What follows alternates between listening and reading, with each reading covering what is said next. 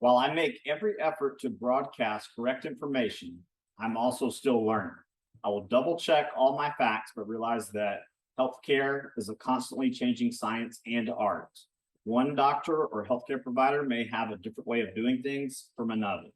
I welcome any comments, suggestions, or correction of errors. I take no money from supplement or device companies. By listening to this podcast or reading this blog, you agree not to use this podcast or blog as medical advice or to treat any medical condition in either yourself or others, including but not limited to patients that you are treating. Consult your healthcare provider for any medical issues that you may be having. This entire disclaimer also applies to any guests or contributors to the podcast or the website. Under no circumstances shall any guests or contributors to the podcast or blog or any employees, associates, or affiliates of the Boss Body podcast be responsible for damages arising from use of the podcast or the blog. This blog or podcast should not be used in any legal capacity whatsoever, including but not limited to establishing the standard of care in a legal sense or as a basis for expert witness testimony. No guarantee is given regarding the accuracy of any statements or opinions made on the podcast or the blog. What's up, guys? It's Dr. Tim Jackson with another episode of the Boss Body podcast.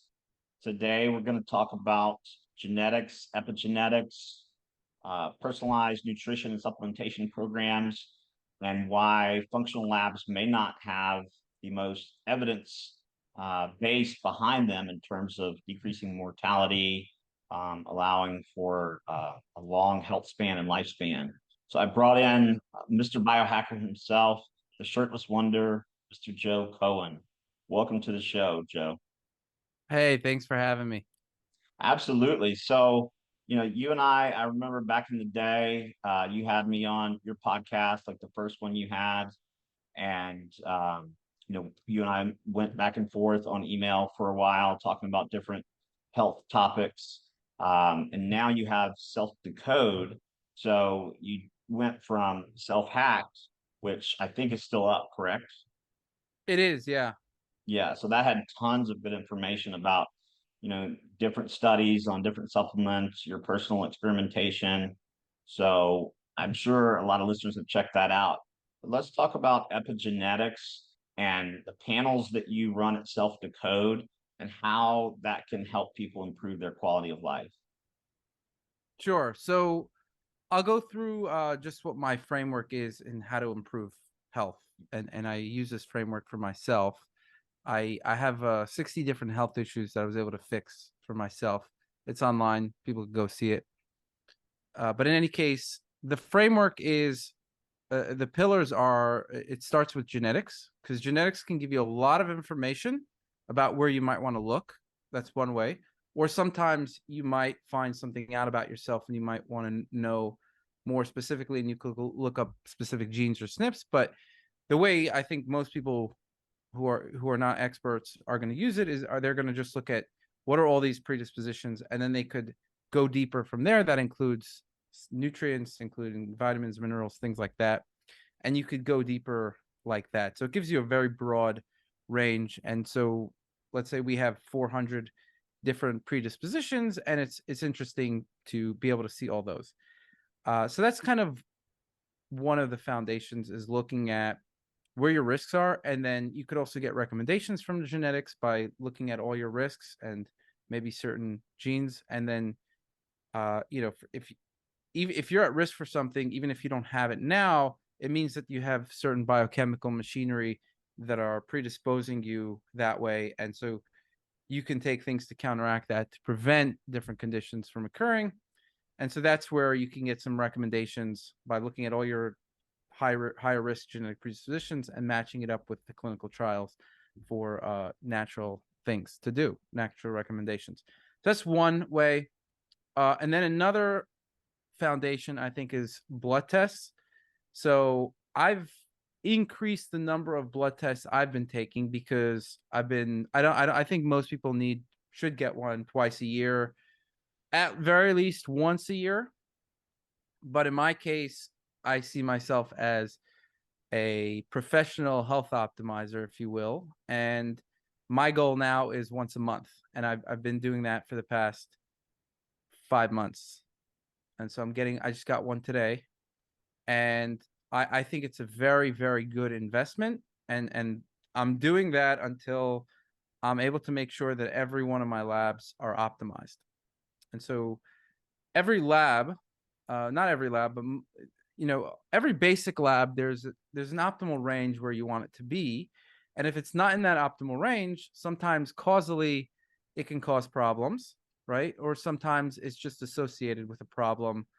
And HDL would probably be a good example with that. If you have low HDL, it's not necessarily going to cause problems by itself, but it's associated with not being as healthy as in certain ways, right? And so you either way, whether it's causal, I mean, if it's causal, it's more important, but you want to get a whole bunch of labs in the optimal range. And we can talk about a whole bunch of different labs that I take. But things like all your the whole lipid panel, and more advanced lipid panels like ApoB, lipoprotein A, and then and then there's a bunch of inflammatory markers. There's a bunch of there's various markers for, let's say, blood glucose or insulin, which can lead to cancer if you have high levels, or a bunch of different problems. Then there's certain labs that you might want to check once in a while, like maybe IGF-1, and that's just to make sure certain labs are not out of whack, maybe prolactin. And so everything in the body that you're checking is going to have an impact. If you have higher prolactin, that means you're going to have lower dopamine, for example, right? Homocysteine is a good one to keep track of. That can tell you what your methylation is like. And so there's really, there's like about 200 labs that are very, very good to know, that I think everybody should know. And then maybe 100 where you want to keep track of them, maybe twice a year, make sure that they're all in the optimal range. And if something's not in the optimal range, the important thing is that I have not found a single lab marker that I couldn't change to date. And so you can always change a lab marker, and that either means improving some underlying thing about your health, or it could mean doing something more directly. Yeah, some environmental change. So these are the basics. Now within labs, you can do the functional medicine labs, but you need to make sure that somebody really, really knows how to measure them. I don't know how to deal with those very well, so I just work with the non-functional labs. So there's about 200 really, really good non-functional labs that you can measure that don't really require any very, very highly trained people to look at them. And those you could also upload to our system, and we'll tell you what's not in the optimal range and how to get them in the optimal range. So that's what's really good about Self Decode as well. So it tells you the genetics, but also tells you the lab piece.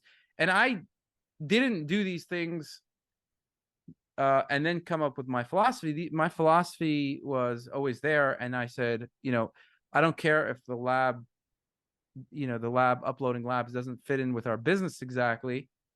I just want to make sure that everything that I'm doing, that I can, like, it's a tool that I would want. And so genetics labs, highly critical.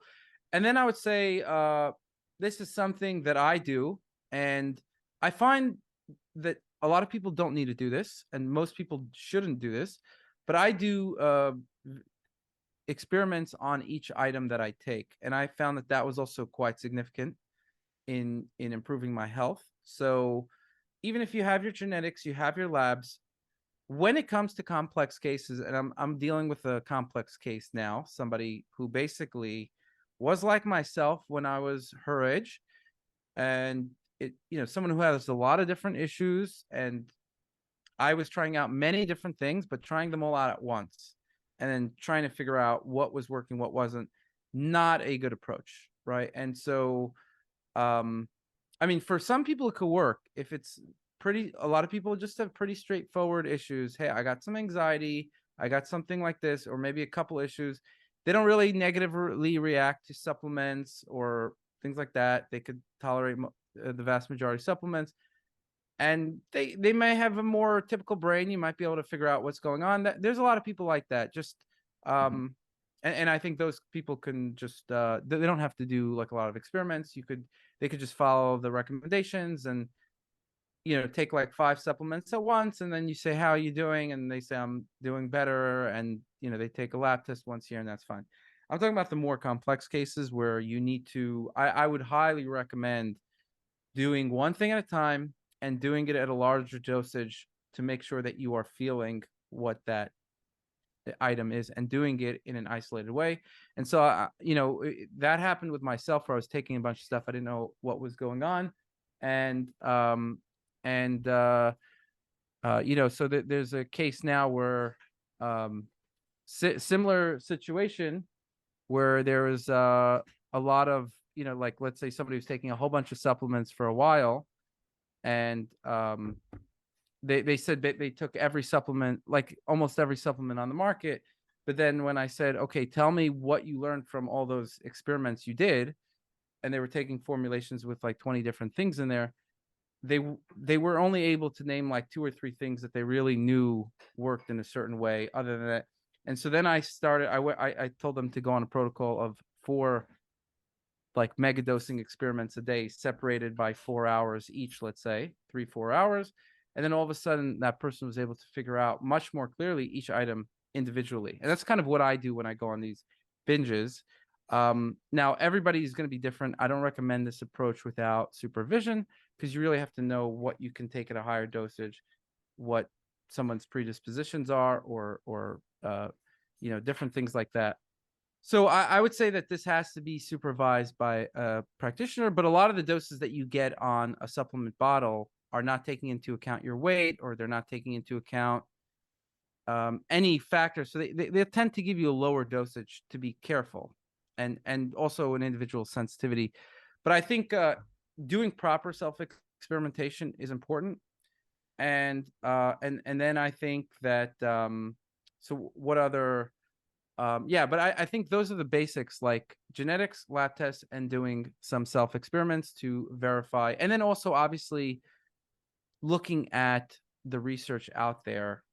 And that's kind of what, Self Decode will provide a lot of the research, and you could see what's going on. Like, what are all the clinical trials for something? I think that's important to know. Yeah, that's one thing I was impressed with Self Decode is, showing the level of evidence for each recommendation. And so you have a whole team of scientists, PhDs, MDs, PharmDs who work on your team, correct? Correct. Yeah, we have a whole team of scientists building up a database of research that you can look up all the clinical trials for things on these natural recommendations. That's awesome. And so when you started out with supplementation, I know in the beginning you said you were doing a lot of things at once and you couldn't really tease out cause and effect. But then, so these supplements that have, say 15 different ingredients in them, and I know it's to increase patient compliance, but then you don't know what's working. Some things need to be taken with food, some on an empty stomach. Do you have any further thoughts on that? No, 100%. It depends on. That's why I'm saying it depends on the individual. Some people are just not willing to do any experiments, and that's fine. They may be simpler cases. Other people are going to be much more dedicated to improving their health over the long term, right? So this is a more long-term approach, and I found that this works way better. And this is for cases, and I think you deal with a lot of these cases too, where people are going to you after they probably seen 20 doctors and whatnot. And that means that they're still motivated to improve their health. Number one, they didn't give up after the first doctor, which a lot of people can do. And number two, the 19 other doctors didn't help them enough that they want to go to somebody else, right? Right. And that's kind of what I was also dealing with. I guess, people who came to me, they're not coming to me as the first person, they're coming to me as the 20th person. And I'm not, that's not really my business to give consultations. I do it once in a while, but essentially, my focus is on building the software. So um essentially, uh yeah, so I think that approach is, I found, is critical in order to um really find what works for you. Now, again, what do you prioritize first? There's about 10,000 things you can experiment with, right? You have to have some kind of priority. You have to have some kind of navigation. That's where the genetics is. And then the lab tests are making sure I take 150 supplements a day, right? And I don't recommend that for people. I just think like I said, I'm viewing this as a sport. And so for me, I need to take a blood test once a month because if I'm doing something that is harming my liver or kidneys or something of that effect, I want to be able to see that on the lab test and not take it for a prolonged period of time, right? So, and I'm changing up my regimen pretty frequently. But if you're just a normal person and you're on a stable regimen, so I would put it like this. It depends on the frequency, like how much health problems you have and how frequently you're changing your regimen. You don't want to have a regimen for more than 6 months and not see what happened to your blood tests, right? Did they improve? Did they get worse? You really, the way I see these things is I take an extremely data-driven approach to everything that I do. So, I could some of the data points are like, how am I feeling, right? It could be what's my body composition, how well is my brain functioning, how good is my energy levels. That's not something you're going to be able to test very easily. That's where kind of just the experimentation comes in and trying to see how this affects you. And then other ways, I'm looking at my lab tests and seeing what is changing. And I'm always looking at my genetics. And I'll show you how I do that. Okay. So Yeah, that'd be great. it's a little easier if I share my screen, for example. And this is the recommendation feature I was telling you about. This is a very powerful platform, but I'm just going to show you some of the features. But like, for example, let's say we said, okay, curcumin. How is curcumin interacting with my genetic predispositions? And also labs, right? So, for example, I take curcumin, right? But curcumin, and so first of all, it's good against high lipoprotein A. This is a lab result that is high for me, and this causes cardiovascular disease. And so curcumin actually, this clinical trial showing it helps lipoprotein A. It also helps hemoglobin A1C. Since I stopped my berberine, taking berberine, my hemoglobin A1C went up, which is a measure of blood glucose over time. And then these are the genetic predispositions with the faces, and you could see that it helps with gut inflammation, low mood. These are my genetic risks, BDNF, and actually strength as well. It helps improve strength. And so these are some of the reasons why I'm taking berberine. Actually, the main reason is for gut inflammation and mood for me personally. Berberine And or also, curcumin? sorry, did I say berberine? I meant curcumin. Okay, I just want to make sure. Yeah. So yeah, the main reason I'm taking curcumin is for gut inflammation, low mood. And then you could see other things that it's good for that I don't have a predisposition for, right? And you could Right. see a whole bunch of things that these are all clinical trials. And you could see all the clinical trials like LDL cholesterol, irritable bowel, attention, psoriasis. I don't have a particularly elevated risk for any of these things, but the ones that I do is gut inflammation and low mood. And this is actually these were my two main reasons why I got into health optimization. My gut wasn't working well, and my mood wasn't as stable, and then also brain function as well. But it was mainly coming from the gut inflammation, and then you could see certain other risks. So number one is you could type in something and see how it's helping you, or you can type in a condition and see a bunch of recommendations for that condition. Okay. But also you could type in like, let's say if I say low mood, or actually I have that open, but we have 400 different reports. So when you Wow. look at low mood, yeah, you could see the percentile. I'm in the 83rd percentile. And you could see we looked at 84,000 genetic variants. You could see some of the top variants that come up. And then you could also see recommendations that are prioritized based on your genetics. And you could see there's quite a lot of recommendations. There's 53 recommendations with clinical trials. and you could click on one of them. And for example, if we click on 5-HTP, it shows you that there's actually a genetic variant in the tryptophan hydroxylase 2 gene that is associated with a lower mood, like depression. And actually, this is one of the game changers for me in terms of 5-HTP in terms of my mood, because I don't convert tryptophan to 5-HTP very well. So either I need to take more tryptophan or supplement with 5-HTP. I end up doing both because I find that they're both useful, and the more serotonin I have, the better I do. Let me But ask you you can see, this.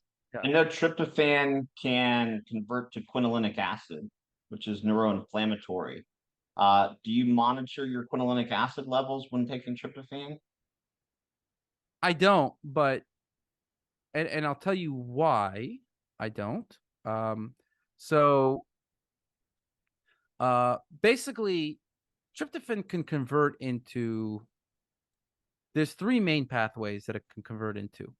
One is the kynurenine pathway, and from kynurenine, it can convert to quinolinic acid, and that's what you're talking about. Another is the indoles, and it can convert into a whole bunch of different indoles, and basically, the microbiota metabolize it and create a whole bunch of different stuff that is important for gut function. And then the third is creating serotonin from the tryptophan. And when you have inflammation, much more of it is converted to the kynurenine pathway. And then if you're also having inflammation, oxidative stress, it's also going to end up going into the quinolinic pathway. But by the way, after that, it could also convert into NAD, which is also a good thing. But generally, if it's going into that pathway, you're going to experience anxiety, right? Because it excites the neurons, it causes glutamate excitation. And I would say that I've experienced that in the past. But if you don't have anxiety, that means it's not occurring in any significant way, and I wouldn't worry about it. So if you take tryptophan and you're getting anxiety from it, just in general, and you have high levels of inflammation, theoretically it could increase increase the quinolinic acid. Now, a lot of herbs and supplements prevent that from happening, right? And so so two things. Number one is you should be careful if you have very high levels of inflammation, but I also think that supplements, including probiotics, including anti-inflammatories, will prevent that from occurring. So I'm not very concerned about that in the end of the day, even if you have inflammation. So I think it's more rare that somebody is, unless there could be exceptions. I'm just saying that yeah, even with inflammation, I think if you take the right probiotics and you take the right anti-inflammatories, I don't think that it should cause issues. And the benefits are much more than the negatives. So if we actually look at tryptophan, for example, we could, look up tryptophan. And there's studies with dietary tryptophan, and then there's studies also with tryptophan itself, like supplemental tryptophan. And so you see it's good for low mood, meaning that when they do a clinical trial on it, it's helping with low mood, it's helping with insomnia, it's helping with sleep quality, sleep duration, it's helping with seasonal low mood, stress, anxiety, endurance, deep sleep, and then it could be helping with anxiety, migraines, mood swings, and being a night owl, essentially. So Right. these are the clinical trials on the subject, and you could click here and see what it's talking about. Below tryptophan levels are associated with depression, and they also give they've done some studies with giving tryptophan. But essentially, what I'm saying is that very few people will react in the way that you're reacting, where it's just completely getting shunted into the quinolinic acid pathway.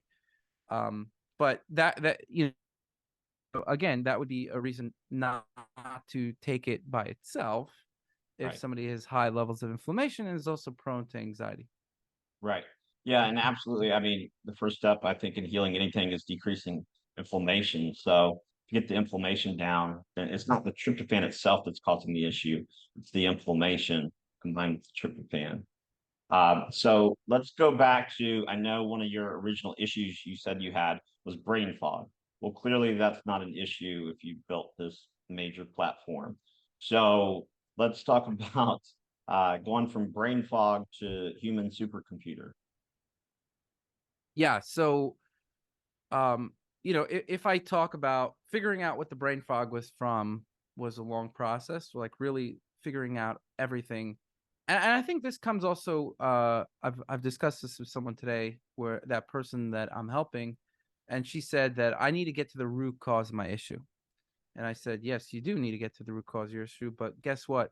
There's probably not one root cause, right? Yeah. If you're a complex case, there wasn't one root cause. If you have a mold issue and mold was your only issue, then you take some activated charcoal, maybe cholestyramine, you get away from the mold, you're pretty much done after a while, right? Like it shouldn't continue being a problem. If it is, then mold is not your only issue, right? Right.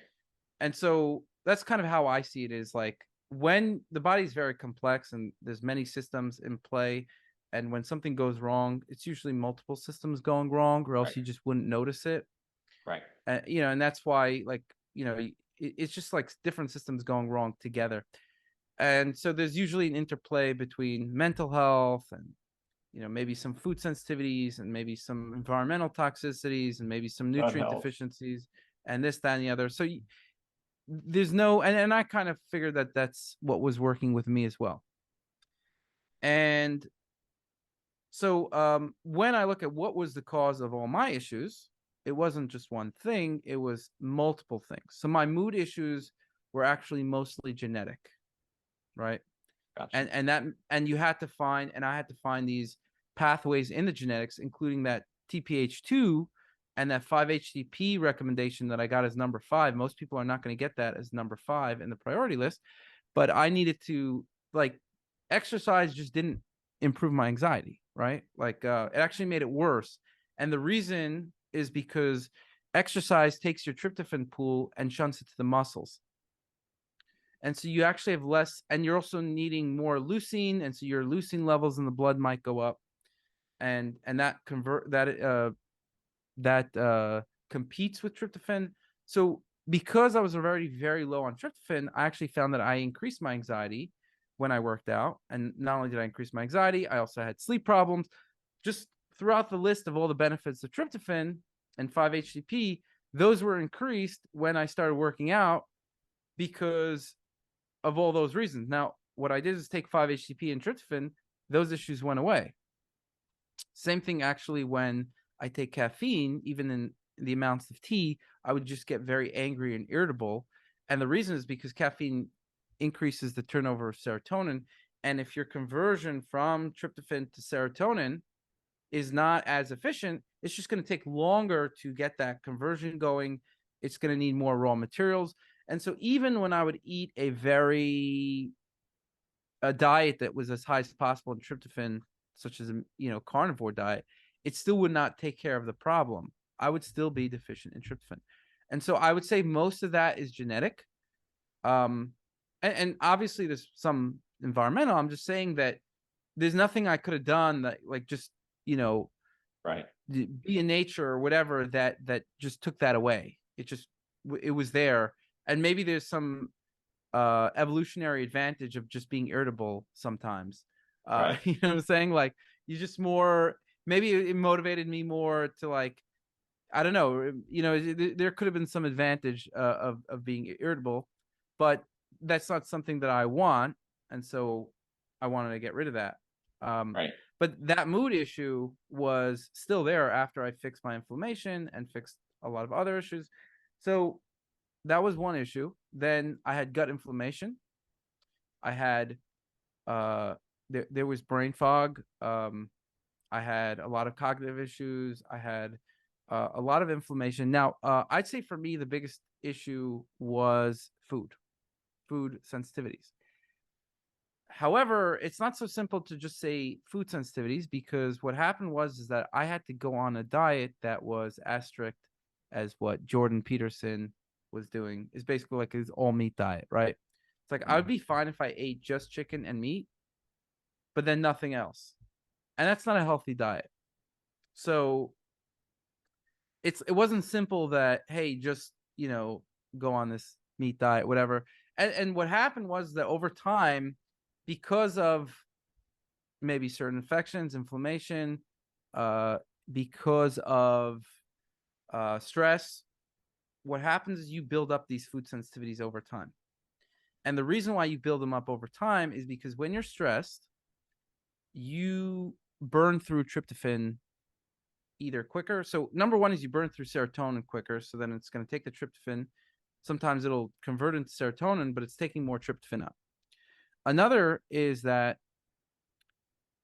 when you have inflammation or stress, it goes down the kynurenine pathway more. So stress causes more stress. Stress causes anxiety and depression because of that, in large part because of that. You're stealing away all that tryptophan that could be used for gut function, which is the indoles, and it's being shunted to deal with the stress. So kynurenine actually has some benefits. It's like an NMDA receptor inhibitor. So it functions a little bit like ketamine and magnesium. But the problem is it gets shunted into quinolinic acid, and that's where you start getting much more anxiety. And so even sometimes when you get stressed, sometimes there could be this wave of relaxation that I think it might be coming from the kynurenine pathway. But in any case, that exactly what the kynurenine pathway does, it's not bad. It's not bad. There's positives to it, but essentially, you're taking away the tryptophan from creating tolerance in your gut, and it's being converted into that. Now, if you're niacin deficient, you also take tryptophan and convert it into quinolinic acid so that it can be converted into NAD. And so basically, like it's it's a very known pathway in biochemistry where your body, if your body needs to create NAD and it's deficient in niacin, it takes from the tryptophan. So for me, it wasn't just food sensitivities. I actually had a niacin and a tryptophan deficiency, and I would say a thiamine deficiency, and maybe some other B vitamins. I would say that, and then I also had MTHFR issues, right? Which means that I needed more riboflavin, meaning so to activate that enzyme more. And so basically, niacin, B1, B2, and I think maybe biotin as well. So I don't think I fought off fungal infections very well, and I think the biotin helped there, and the niacin as well.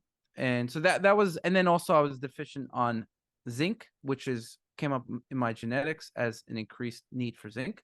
So even when I was eating meat all day, I actually, which is very rich in zinc and it's bioavailable zinc, I was actually still low on zinc, and I could show you just how that looked in reality. So if we look at my health reports, it says I got a predisposition for higher homocysteine, ApoB, and then you could see zinc, and you could go through it. I'm not going to go through all my genetic risks here, but essentially you could see I have an increased need for zinc. Right. And we could look at what happened when I was not supplementing with zinc. My zinc level was here in 2018. And I was relatively healthy. And I know that this is me eating an all meat diet. And so when I was eating a vegetarian diet, which is much lower in zinc, I remember taking zinc and it felt like, there was just this, it was like the cure all, you know what I'm saying? Like I got some zinc and it really helped. So, essentially, let's see. So you see the zinc here is 57, which is deficient. And then you see that I get it up and then it goes too high. And then I'm basically going down as I realize that I'm taking too much. And now it's in the normal range. So that's where you want to make sure that you're not taking too much as well. This is me taking, I remember this is me taking 30 milligrams, maybe more, plus the carnivore diet. And so eventually that was too much. For me, it seems like, and this is just me taking 10 milligrams a day. Oh, wow. Okay. Yeah, and this is a little bit like I actually got it down lower than this before, but this is me actually no, so this one yeah, I was still taking too much, and then this one it would have been lower, but I was taking zinc lozenges actually because I was, you know, I was not feeling it that well. So it was actually higher than it would have been, but essentially now I'm pretty sure it's going to be at like somewhere middle of the range. So that's kind of you could see that I had the genetic predisposition, and you could see that my lab results, even though I was on a very high zinc diet, it didn't make a difference. Another thing I found that I did very well with vitamin K, but that was with kind of another issue, which is for example, like my gums would be very sore, and so I needed extra vitamin K. Is that K2 or Yeah, I K1? take K2. I take K2. I mean, the K2. Yeah, K2 is what did the job. I mean, maybe K1 would have, but K2 is what did the job for me. But basically, Gotcha. there's, you know, you could look at, and then you could look at a lot of dietary ones, and you could see, like, if we just look at the dietary ones, there's you know, we could look at the report. There's a summary report, but essentially you could see like more likely to have an egg allergy, peanut allergy, increased need for riboflavin, methylfolate, and so these are and B9 as well. I'd say are also help me out, and increase dairy sensitivity, alcohol sensitivity.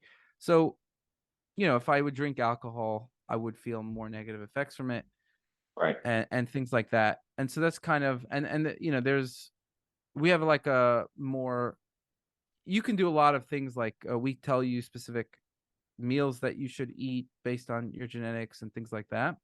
But let's just, I mean, but essentially I wanted to just go through so like let's say um there was the zinc, and um let's see, where was I going with that was, I was giving that as an example. Oh, so I was talking about the tryptophan, right? And so for me, there was a lot of nutrient deficiencies. It wasn't only in just vitamins and minerals, also amino acids, and mainly that was tryptophan. And again, this is eating a very tryptophan rich diet. So if you just eat animal food, like I was doing, that is going to be the diet highest in niacin, tryptophan, and B1 pretty much, because these nutrients are high in animal foods. But even then, I wasn't getting enough. And again, I don't think that was the ideal diet, because what happened was I built up food sensitivities over time.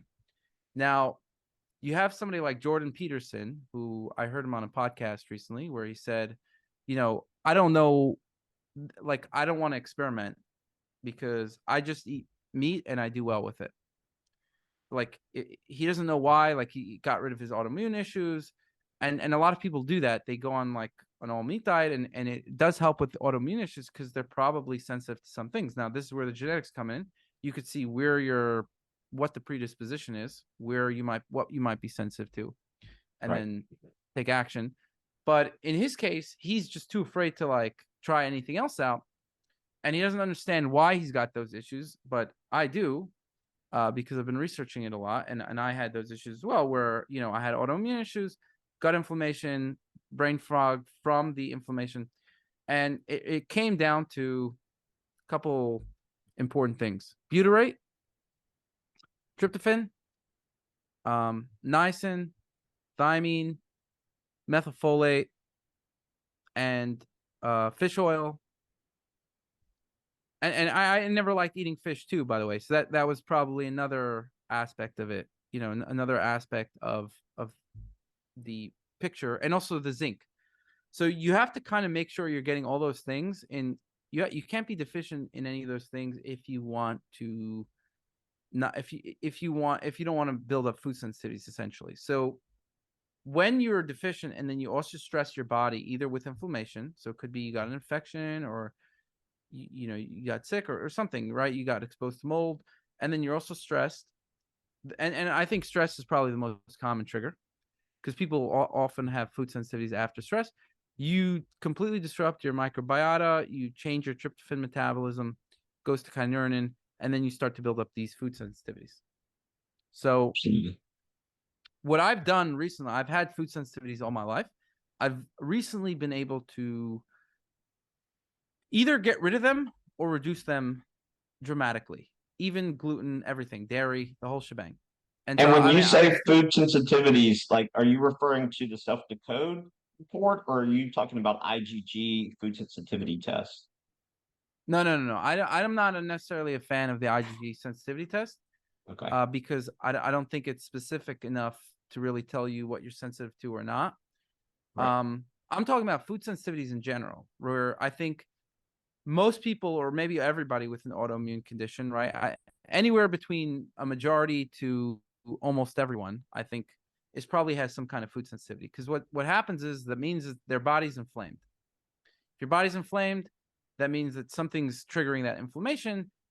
And also you probably built up some food sensitivities as well. And that could be from eggs, it could be dairy, it could be anything. People have sensitivities or allergies to anything, they don't know it. So and sometimes people could figure out, but a lot of times they just don't know it, because when you're eating food, it's like you take a supplement with 20 ingredients. You're like, oh, I didn't really feel that good, but I don't know what it was. Was it this or was that? What I did was I literally every day I just ate one food and I saw how I felt. And I felt like shit unless I just ate meat and chicken right? Right. Like, well, and there was also, I would say it wasn't a day, but it would like be for one meal, I would only eat walnuts or whatever, right?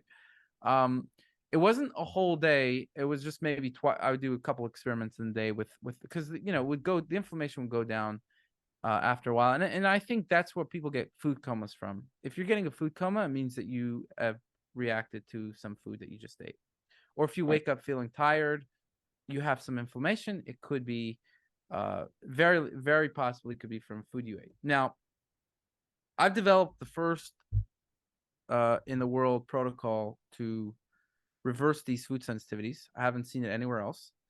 And I've been doing it on myself, and it's been working quite well.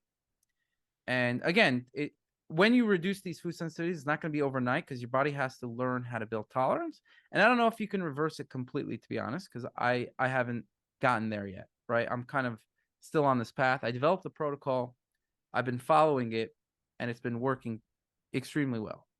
But again, it's not clear that all of a sudden I could just eat a vegan diet one day and I'll be fine, right?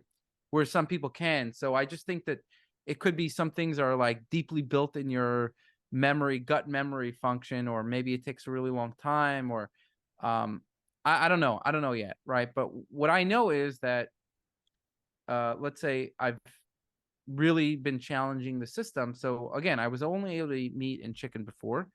Now I started including a bunch of fruits and vegetables, and I've done that before already, but I don't really get a reaction to that anymore. Whereas like if I ate fruits, I did get a reaction before, but now I'm fine with fruits, vegetables. I'm also fine with nuts and seeds for the most part, maybe with certain exceptions. And then I recently ate like, I don't know, like 10 white potatoes, and I was fine there. Yeah, like I'm mega dosing certain food, or they weren't the big white potatoes, but they were smaller ones. But still, it's a lot of white potatoes. And then I also ate like ice cream, and I was fine there, dairy ice cream, which I wouldn't have been able to done before. So I'm kind of like trying. I've also tried out eggs, which the reaction was reduced by 80%. And I think for that, I just need to include it more often so that I train my memory T and B cells that it's okay. Again, still trying to see how far I can go, but this is a huge breakthrough, and I figured out a bunch of things over the time. And so what I figured out is fish oil is extremely important, but the reason why it didn't fix it is because you can't just take as much fish oil as you want without getting side effects. So that was one, and so fish oil probably helped me be able to tolerate like vegetables, and so that's kind of, but I Just because I it's can't take. reducing inflammation and prostaglandins. The main mechanism is T regulatory cells. So it's increasing these T regulatory cells, which then create tolerance. So there's TH1, TH17, and then there's a whole bunch of, there's HLA. There's kind of like these factors that increase inflammation and more likely that your immune system is going to respond to some kind of antigen. And then there's the counterbalancing factors, which is mainly T regulatory cells. Gotcha. So you want to increase the T regulatory cells, you want to decrease the Th17 cells or Th1. You want to decrease activation of the immune system in a bunch of different ways, right? So I would say the first thing I discovered was fish oil. But it was limited in what it could do because for a while I only took 1 gram, then I upped it to 2 grams because but essentially DHA is the critical piece of T regulatory cells, and a lot of people don't eat fish. That's another reason why people have always eaten a lot more fish than they do now. And the fish is also way more contaminated, so that's also a problem. And so basically you start to see like everyone into health pretty much recommends fish oil because it really is something like people are not consuming the necessary amounts of fish, maybe for good reasons, right? I would get brain fog if I ate too much fish because I What don't about process. krill oil versus fish oil? I hear, different people on different sides of the fence. I'm not well versed enough on that to be honest, but fish oil itself works well enough. Gotcha. Just like regular fish oil. Krill oil might work as well, but you're gonna need it's just sold at much lower dosages, so you'll Right. need more of it. And you might need to take I don't know 6 grams of krill oil, which might work better than it's something I would like to experiment with actually, but Yeah. I'm not sure right now to be honest. But I know Yeah. there is some more benefits, just that you're taking also a much lower dosage, and it's Right. more expensive, and so you have to kind of take that into account. But so then the next thing I figured out was butyrate. That was a big breakthrough, butyrate, and that's why I sell resistant starch. It's called Joe's resistant starch. People take like green banana powder and potato starch for that, but that's got tons of lectins that cause inflammation for me. And so I found one resistant starch that worked well, and that's kind of what I sell, Joe's resistant starch. But butyrate, and not in the pills necessarily, because you're not getting enough butyrate in pills to make that work. You need to feed your factory in your large intestine. So that was the butyrate was a big breakthrough, and I'd say that allowed me to tolerate fruits. So I'm basically eating some fruits, some vegetables, and I've been incorporating more foods in my diet over time, mainly because I've been figuring out how to do it better. Right. So butyrate, but you can't take too much butyrate because if you take the pills, you're gonna get nauseous. It's disgusting. And if you take too much of the powder, even my powder, you'll get bloated and gas. So you have to find out what is the maximum. So for me, it's like I maxed out at 2 grams of fish oil, and maybe I was taking more, but I kind of taking 25 grams of my Joe's resistant starch. That's kind of where I don't get any GI effects. Okay. And that's also with me eating a lot of fiber now. So if it was when I was just taking that, I was able to take much more, like 50 grams without any issues. But I'm consuming other fibers. I'm consuming fruits, vegetables, nuts, seeds. So it's kind of it all depends on what your total fiber load is. But I feel like if you're eating a lot of fruits and vegetables already, for me it's like 25 grams. Gotcha. So that's kind Absolutely. of the but that means that that's kind of the butyrate limit, if you will, without getting some side effects. And then I'll take maybe 1 pill just to get some butyrate in my small intestine. But again, I don't, how much is it really helping? Probably not a lot.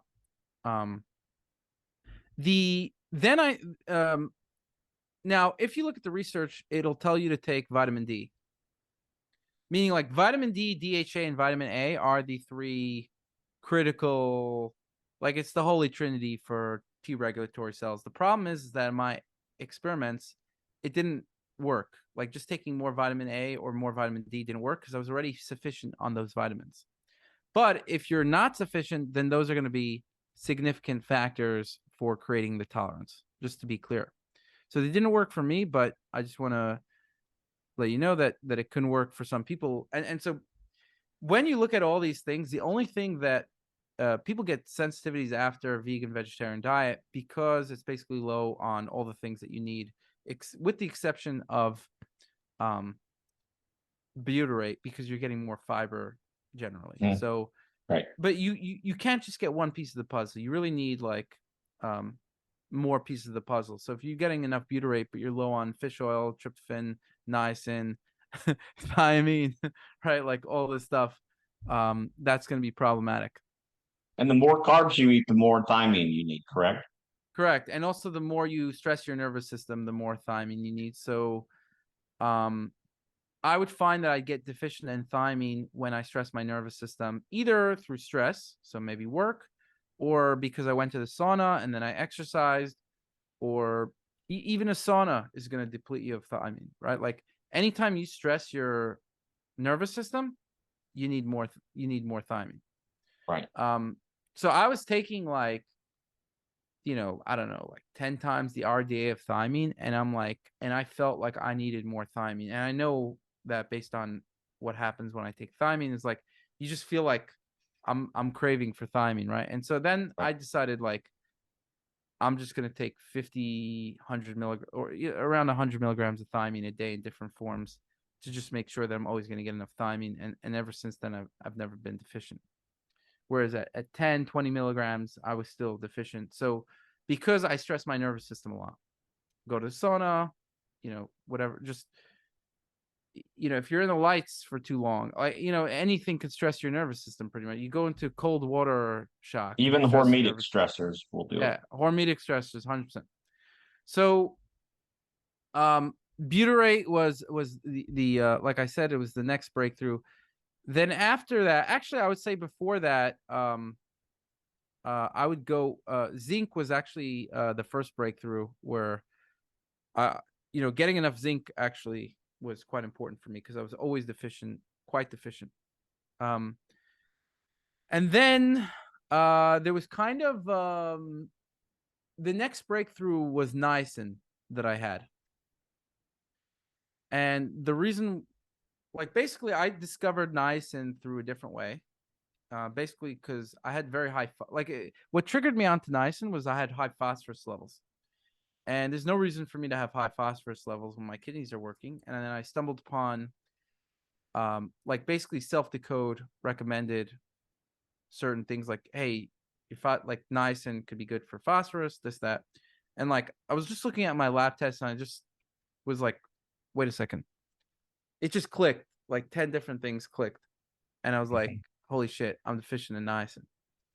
And I never wanted to experiment with niacin because of the flush. So I just always like, and you just Google niacin and it's going to say, do not take more than like 16 milligrams niacin, warning, warning. Right. Like you might die or whatever. I don't know what they're saying online, but it's actually, they used it 3,000 milligrams a day and there was no increased mortality when they use it to lower cholesterol. Now I wouldn't recommend it that dosage, but the point is like taking 100 milligrams niacin, there's no reason to be alarmed at all, right? So I took 100 milligrams niacin, and that night I just stayed up all night from so much, like until 4 a.m. because I had so much energy, and so that's when I realized I was deficient in niacin, and I started playing around with it in different ways and researching it more because it was clear I was deficient, and I realized that it activates the specific receptor that the only other thing that activates this receptor was butyrate. And I said, well, butyrate is like this miracle molecule for me. And the only other thing in the world that activates this receptor is also niacin, nicotinic acid. And so I said, and it does it in the gut especially as well. And so I said, okay, so I try out niacin. And first of all, it's good for my mood now. It's good for a whole bunch of things. And it's also not depleting my tryptophan because I'm not deficient in niacin anymore. So my tryptophan is never going to try to create quinolinic acid. So that's what I'm saying also is if somebody's deficient in niacin, then they could have issues with the quinolinic acid. That's what I'm saying. If you take the right supplements, you shouldn't have problems with tryptophan. Anyway, I take the niacin and it's a game changer, right? This I discovered I think it was about a year ago. And really this, I only started doing it because of the lab tests. Looking at genetics, lab tests, different kinds of things, but lab Because tests your really triggered it. phosphorus levels, right? Yeah, and also my niacin levels weren't high either. It was pretty low on the lab test. I actually tested serum niacin. So which, by itself you might have not think that maybe it's a big problem. So I kind of ignored it until my phosphorus levels were higher. And I could just show you. Yeah. And by the way, this is where the so if we look at my results, if you only check your labs once, it's a problem because then you don't think there's okay. So let's say I checked it in March 2019. I was taking a lot of brewer's yeast and nutritional yeast here, so I wasn't as deficient in niacin, but I didn't know how much I needed it, and so I kind of stopped taking it. And this is what triggered it. So 6.3 milligrams, like the optimal range should be 3.5. And I looked at this. I said, why is my phosphorus high? My kidneys are functioning normally, right? What is the reason? And the only reason I could find was actually niacin. And so then I started taking niacin. You see what happened. Went to 3.8. And then I started taking more niacin. Went down to 2.99. Went up a little now, but still 3.7 versus 6.3 is a significant change. And what dose of niacin were you on up here? This is 1,000 milligrams a day. Okay. And is that the immediate release or no flush niacin? I take a slow release and also an immediate release. So I've got a protocol there. But essentially, you could see that it's hovering around 3.5. In this case, it was 2.99. But this is really what alarmed me and got me to take niacin. You see, this was October. That's how I know when I started taking niacin. It was 9 months ago because it was from this lab test that caused me to start taking it. And then you see a month later, I took the lab test again. It was 3.8. And this is not something that's going to go like you see, I took it a bunch more times and it never, the highest was 4.38. I think here wasn't taking as much niacin actually. Also, it was a little bit confounding because I was also, here's where I got sick just with a virus, whatever. May have been COVID, I have no idea. But in any case, this is kind of what my norm is: 3.5, 3, 3.7. And this is when I was taking niacin, but I didn't even realize. And then if we look at my niacin levels, well, I think we're gonna do B3. So this is nicotinic acid. You could see like in October 9th, you could see it was higher here actually. So you could see that I was getting more niacin in my system. Here it was lower. And that's when my phosphoric acid was also higher. And it really shouldn't be zero. Like, there's no studies really on low serum niacin. So I don't think we have like a good range for that. Although we should probably change this, but something just told me that this should be higher than close to zero. Right. And so you could see this is when I started taking niacin already. And it's probably higher at this stage, but it's not like super high or anything. Right. This is like going to be in middle of the range. So I think niacin deficiency is pretty common, but essentially I think I was always deficient in niacin. And actually, when I was young, I got Bell's palsy. Oh, wow. And it turns out that there was this clinical trial that people who took niacin got like better much more quickly, essentially. And I think that I got it because of the niacin deficiency. I've had it for a really long time. So I think that has more to do with genetics. Unfortunately, there's no good genetic predispositions for niacin. So that's not something you could really check in your genetics too much. But so that's kind of that's like the niacin piece. And so that I discovered like 9 months ago, and that was a game changer. I noticed I was able to tolerate at that point like some nuts and some seeds. Like just my tolerance started to go up. Yeah. And so that was an important piece.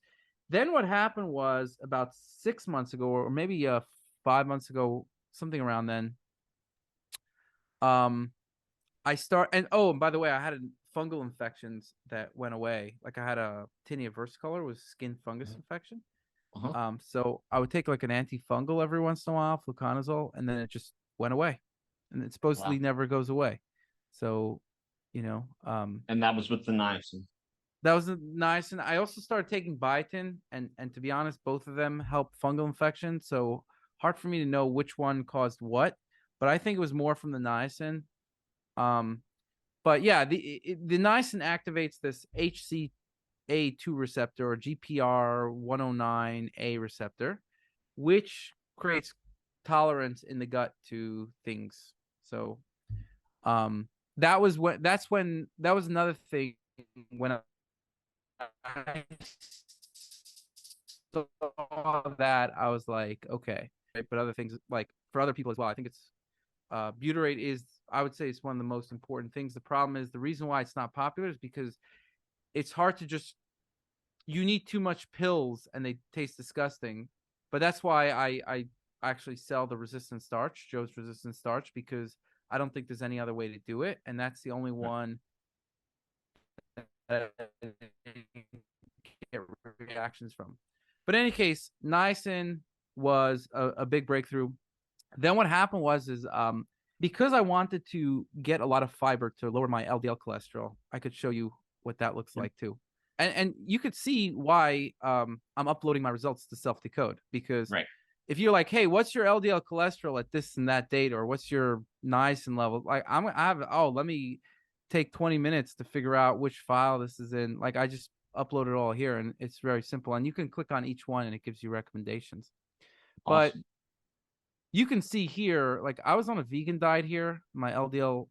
I don't want to get into the whole LDL debate, but let's just suffice to say that I looked into it quite a lot, and it's causal for cardiovascular disease. That's just my opinion. Is it oxidized LDL that's the problem? No, any LDL. No. Any? So it could be oxidized LDL, but all the evidence is for LDL so far. Meaning, like, there's basically, and I think it's like one of the most studied things out there. Like it's got the most evidence, and that's basically through Mendelian randomization studies. Like if you just look up LDL-C Mendelian randomization, you could just see like these are causal studies. These are new studies where they basically show that if you have a genetic predisposition for higher LDL, which is independent of any other factor, like what you're eating, whether you're eating beef or this, that, or the other, you are actually going to have a reduced lifespan. Now, I've written a whole post on it, and the post was basically like, there's a lot of benefits to LDL. So when you're older, it helps counteract infections, essentially. And so if you're above 65, there's benefits to having higher LDL.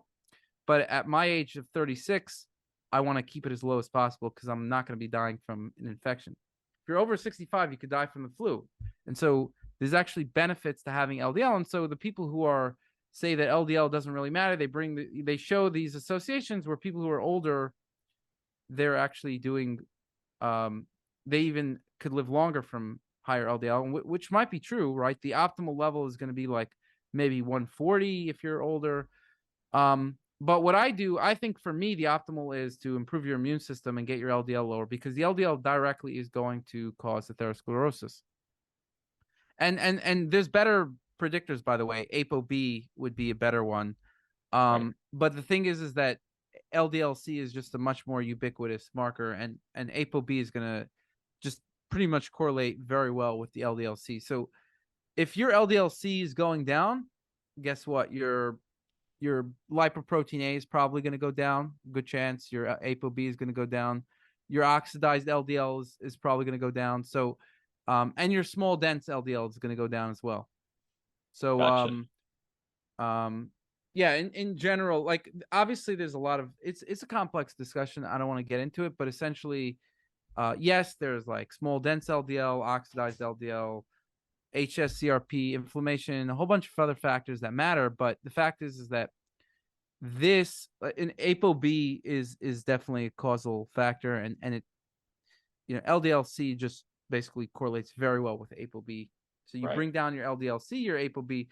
For me, it's just much more accessible to take this test, and I get my ApoB every once in a while just to make sure that they are correlated, and I'm not just looking at, you know, random numbers here. But every time I've gotten those tests, it was pretty well correlated. Like LDL-C went down, ApoB was down, and so there's a lot of you know, I go very deep into it in a blog post, but Yeah. regardless, the point is I measure my LDL-C because I don't want to get cardiovascular disease at the age of 80, right? That's Right. really what it comes down to. I think I would prevent it by the age of 80, but and maybe when I'm older I'll actually have it go up a little, like if I'm 65.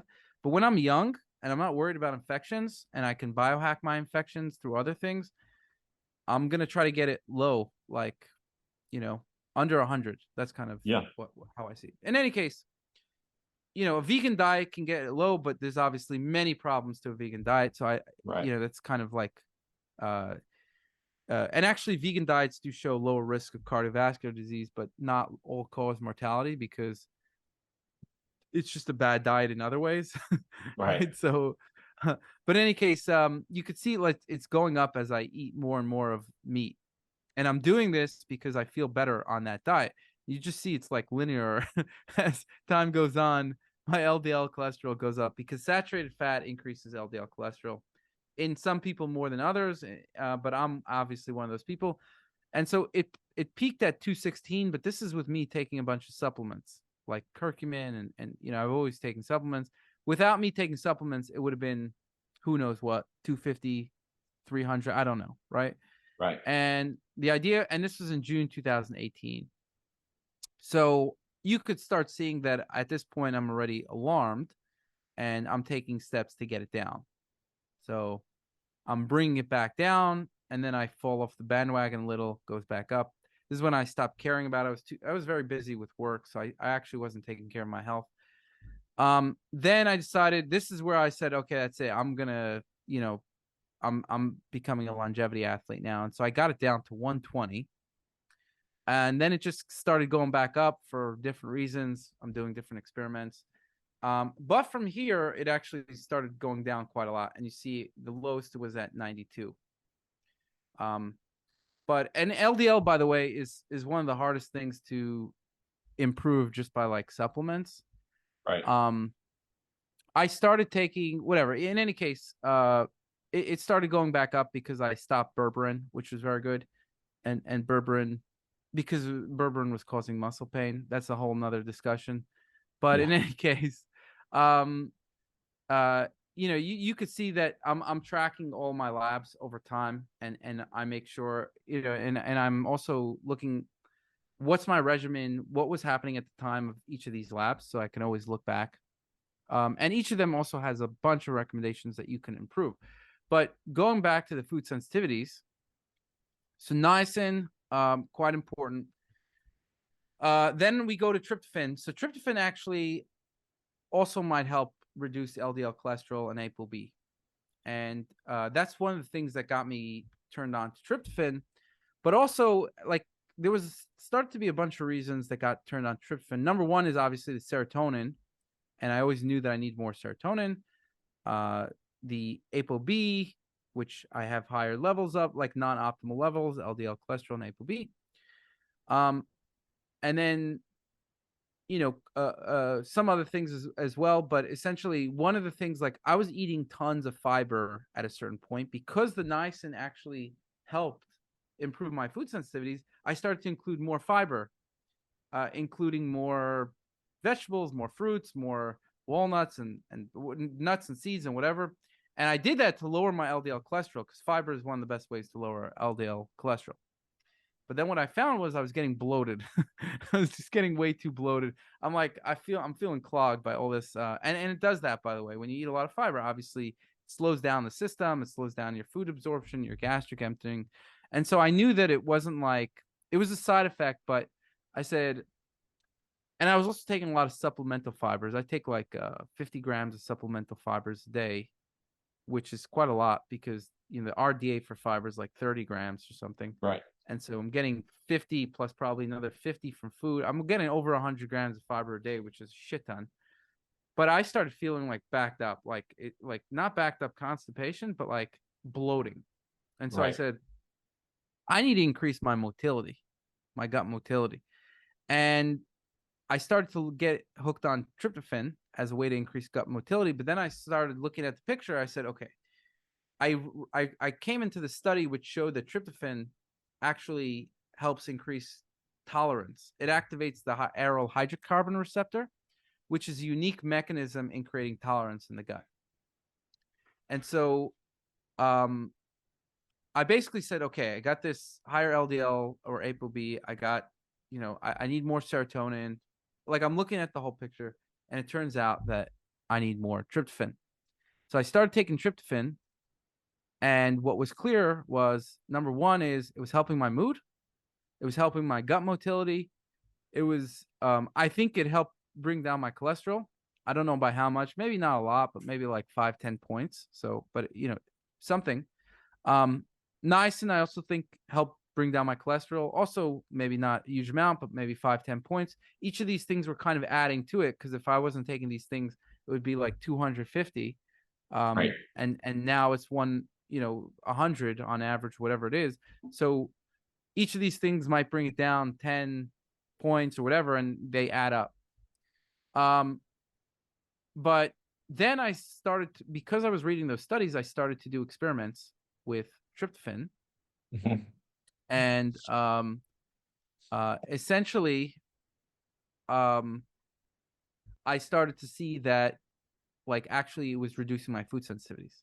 So it was and that was based on the studies too. Like there was a study published in Cell in like 2021 showing that there were certain core things that were important for food sensitivities, and basically the aryl hydrocarbon receptor was the main receptor, and the way that you influence that is through tryptophan plus probiotics. And so it's basically the probiotics were L-reuteri and like some other ones. There was L-reuteri is probably the main one, but there's a bunch of other ones like B longum, and B coagulans, like spore forming probiotics. But if you don't get the tryptophan with it, those spore forming probiotics are not going to be as helpful. So tryptophan was I would say was the last major breakthrough in the food sensitivities, where I start to notice. And so recently I've been consuming gluten, dairy, eggs, a whole bunch of other stuff with this knowledge, and just been very, so even if I do get a reaction, it's very muted. Do your genetics say that you're predisposed to gluten reactions? Yes, it does actually. So it shows I have non-celiac gluten sensitivity. So I actually don't have celiac, but I have non-celiac gluten sensitivity. And then I also I could show you, I'll share my screen so you could see it. But it also says I got dairy sensitivity and egg allergies, like you saw. So if I just want to look at like let's say dairy, you can see dairy sensitivity. I've got a higher risk. I'm actually lactose tolerant, so that's not my issue. But this is just to do with casein. And then if I type in gluten, so this is gluten sensitivity. Oh, this is celiac. So I don't have an issue with celiac, but gluten. So it's non-celiac gluten sensitivity. I've got higher risk. Now, these reports are not like the gold standard in genetics, just to be clear, but all I can say is that it's definitely accurate for me. That's for sure. Right. I mean, it's a clue, right? So I would say that I wouldn't just go based on that, but I think it is a clue that helps put the picture together. Now with the tryptophan, you're able to tolerate gluten, even though your genetics say theoretically. Yeah, I mean, I wouldn't say I'm 100% yet. Same with dairy, but I also haven't been introducing it for long enough periods to know, like, because I do think that when you have an allergy or sensitivity, you have to do it first like low amounts, do it over time, gradually increase. There's a way to do it, and haven't been doing it that way, but even just the way I've been doing, which is like, okay, let me try to eat 6 eggs at once, my reaction is much more muted than I would say it went down by 80% than it was. So there's and by the way, I'm doing other things as well, but I would say those were the breakthroughs that I've noticed. This causes a clear change. The other things I would say are Tudka, which I think again, I don't know if I started at the same time as tryptophan, so I don't know how much that's helping, to be honest. But just based on the research, these bile acids also help create tolerance. Methylfolate, I don't know how much that's helping, but it could be like long term. And definitely, I would say when I say tryptophan, I'm also saying plus the probiotics. So one of the things I did is I've done a megadose on every individual probiotic ingredient, many megadoses, so like probably 5 for each, which maybe there was 30 altogether that I megadosed. That was one of the most complex experiments that I had to do because it's very hard to know what's happening with the probiotic. But basically, I'm megadosing a probiotic and seeing, is this causing gastro distress or what's happening here? And so, but I have some favorite probiotics that I take that I think are very good at creating tolerance, and I don't do any probiotic mixes anymore. You Just do because, individual strains. yeah, I don't like the mixes anymore because I actually think that you need a probiotic that works for your gut. And I'm not like when I take the broad ones, there's like 20 different strains, 10 different strains.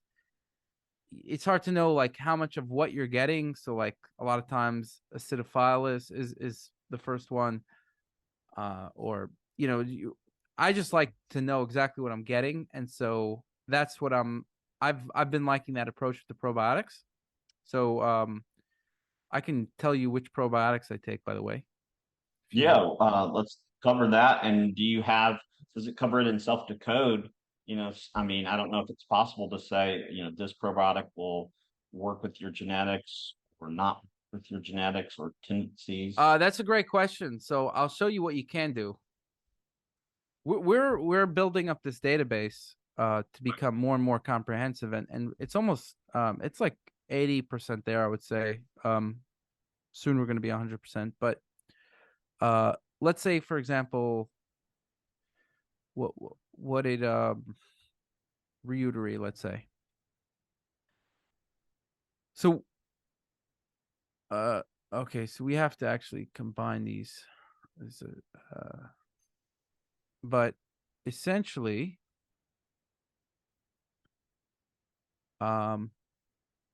you could see what L-reutery is helping with. So it shows I got suboptimal ApoB and also higher risk for ApoB.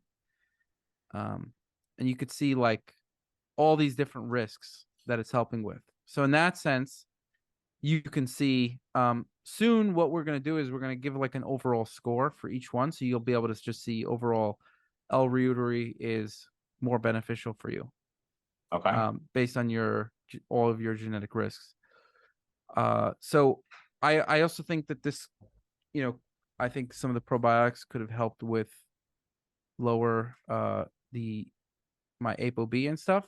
So you can do each of those with each probiotic and see what are all the benefits and what what are your interests. Meaning, like, sometimes you might not have a higher risk for something, but you might have it or just because some environmental issue, right? Right. So go Yeah. ahead. Yeah, I mean, I would want to just say one point for genetics in general, because Yeah. I think I haven't really spoken about this, but currently the way that genetics companies do genetics is not valid in a certain way. And the reason is because if we take any example of like anything, like let's say, what's your risk for low mood or anything really, it's going to be based on polygenic score of 100,000 SNPs. you can't just look at one SNP and say, I'm going to diagnose you with this based on the SNP, or you should take this based on the SNP, with maybe an exception of MTHFR, but that's really the only exception because it does have a big impact. Otherwise, you can't just say like do this, or maybe ApoE, right? If you have an ApoE4 variant, you might say do this because of that variant. But in general, you're not going to say do this because you have this gene. And you also can't say you're likely for this because you have this gene. Again, with the exception of certain variants like ApoE, BRCA, right? You can't really tell your risk from certain SNPs. And we've done those models where we looked at like SNPs that other companies were using. And we saw, okay, how much does this predict a condition or whatever? And it turns out it doesn't predict it, or it's basically a coin toss, because they're having certain SNPs that might have higher risk for something, but they're not including the other 99,000 that don't have higher risk. And so what the way the industry is built is these companies are usually looking at a few hundred variants, sometimes under 100, sometimes 5. And they're making very broad conclusions based on this information. And that is not a valid approach. So we spent $20 million creating the technology to actually work. Because the other technology costs like $10,000 to create. You hire a developer, you take any random person who could read PubMed, and they could put in this variant, these SNPs. It's just very easy. We can replicate any of these reports, whatever. The problem is it's just not valid. And so you actually need good technology. And so that's kind of what our, I would say that even companies like 23andMe are not even using the technology, right? But they're actually like, they're measuring, at least they have a lot of data, so that helps. They'll have like 15 million people that they could actually do the research on. But and they're also, for certain things, they're looking at 1,000 SNPs. So I would say that 23andMe is off in their prediction. They're going to be better than these new, shops that basically come up every day. But essentially, because it's a new complex field, what happens is every day there's somebody else coming up that doesn't really understand genetics. They bring some random scientist and they say, okay, create this report, whatever. And then it has recommendations and it has your risks and what. It's worthless. Zero. Right. It's a coin toss. Absolutely. Right. And so there's one company that actually only checks 5 SNPs and they charge $600 for it.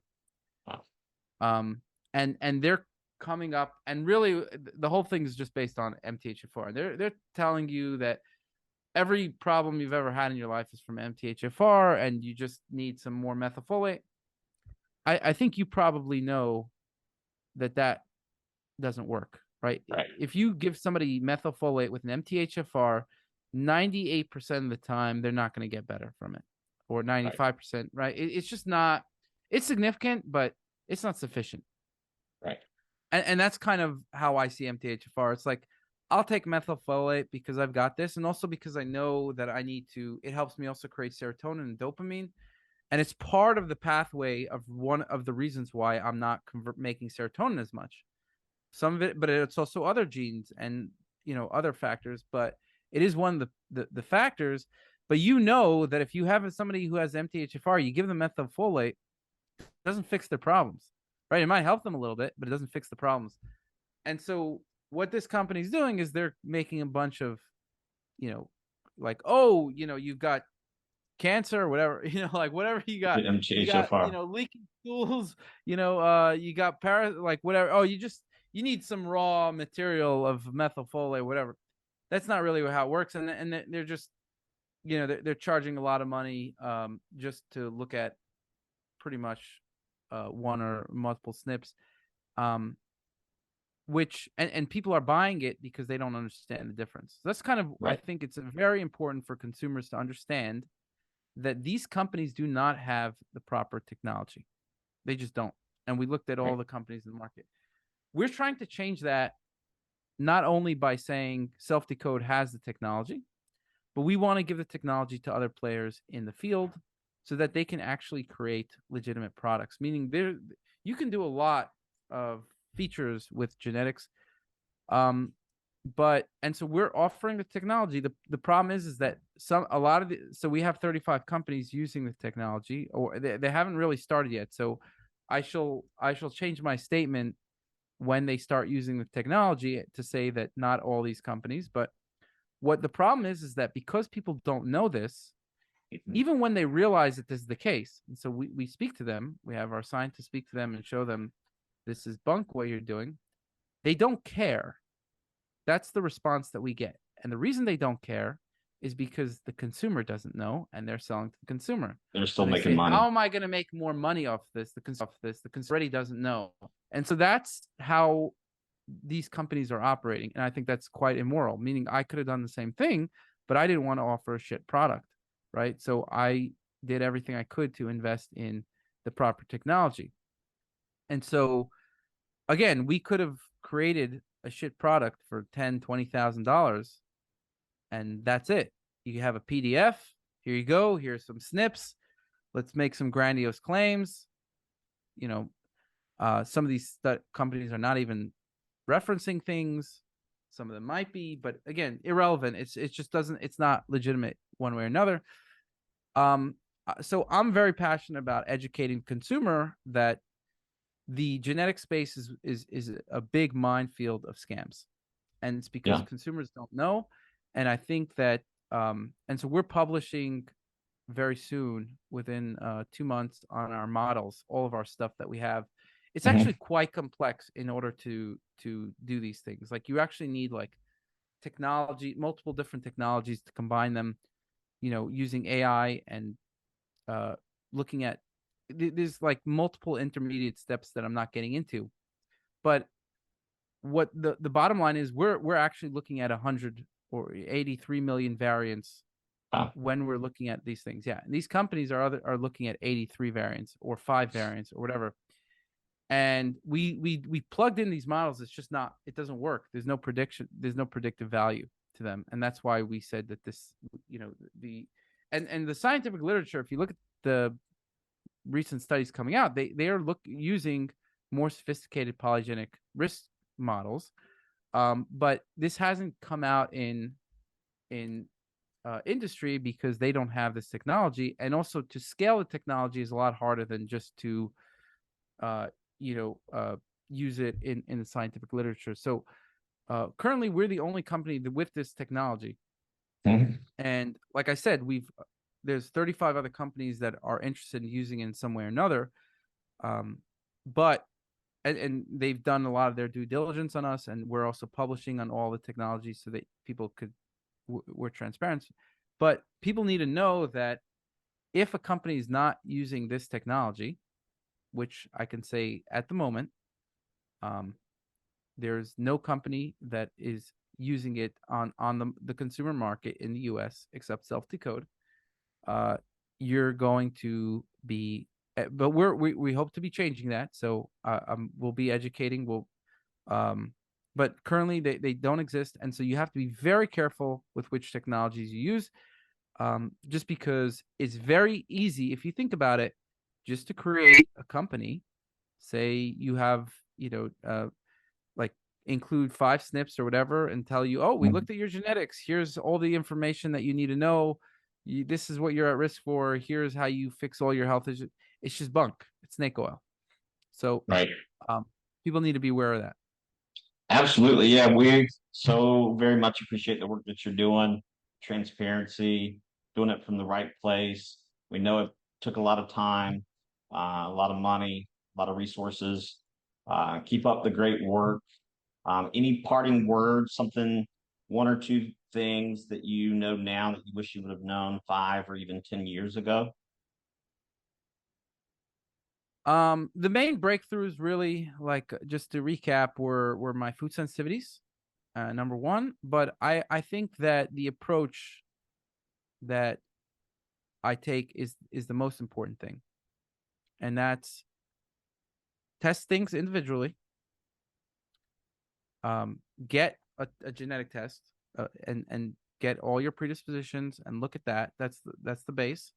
Then get lab tests, and then do once you feel like you have enough data on what works. So we also have, in the platform, you also get, let's say, recommendations. Here's the scientific studies on what works for this, right? Or clinical Right. trials. So you're looking at clinical trials, you're looking at the genetic predispositions, and they're prioritized. So you get that data. That gives you enough information to decide what you should be trying out. And then obviously there's a lot of room for people like yourself to help people, because they still need to be guided and Absolutely. explained. What do I do? Or they have questions. And so that and you're going to help them put that picture together, right? And if you, and I'm assuming, like, as I understand, I think you deal with some of these functional labs, and you know how to interpret them. That is also it's part of the lab testing, right? Again, Right. I personally don't do it just because I don't know how to interpret them. And my method is just very, very scientific and data oriented, and like, but in your case, if you know how to interpret them, then I think that that's very useful. I do think that there is an over reliance on functional tests. Like, I've gotten people who's like, here's my lab test. I'm like, where's your CBC? Like, they've Yeah. never tested a CBC, and they're Right. getting, they're like, here's my complex microbiome test or whatever. I'm just like, yeah, but Yeah. what's your iron level like, or your Right. ferritin, or like homocysteine, or what? They're not getting the People skip basics the first. basics. Yeah. Yeah, the basics, and then so once you do the basics, I think you can then the functional stuff could be useful if you know how to interpret it, and then you can have somebody like you who walks it through and can guide people. Okay, here's what you're going to try out first. Come back to me, tell me how you do. Awesome. Well, thank you so much, man. We're going to put your links up. We know you're a busy guy. Keep up the great workouts and the great videos, and hopefully we can have you back on in the future to talk about, your workouts, your physical transformation we've seen over the years, from, I remember Skinny Joe to Superman Bodybuilder Joe. So maybe we can have Sounds that as good. part 2. Absolutely. Thank you so Absolutely. much, Joe. I hope you have a great rest of your day. We really appreciate the My work that you're pleasure. doing. Thank you for having me.